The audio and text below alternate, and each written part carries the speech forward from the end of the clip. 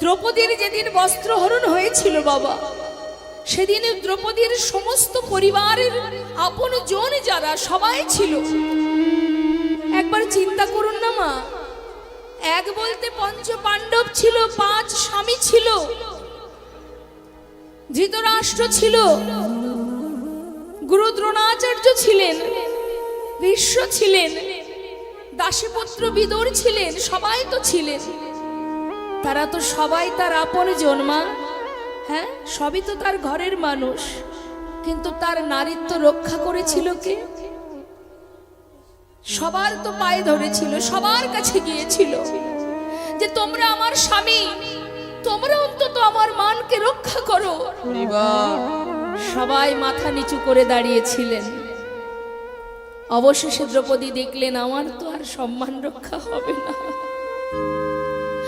সব হারিয়ে বিপদভঞ্জন মধুসূদনকে স্মরণ করেছিলেন। ভগবান শত শত বস্ত্র ধারণ করিয়েছিলেন, সারা জীবন দুঃশাসন টানলেও কোনোদিন ফুরাতো না মা।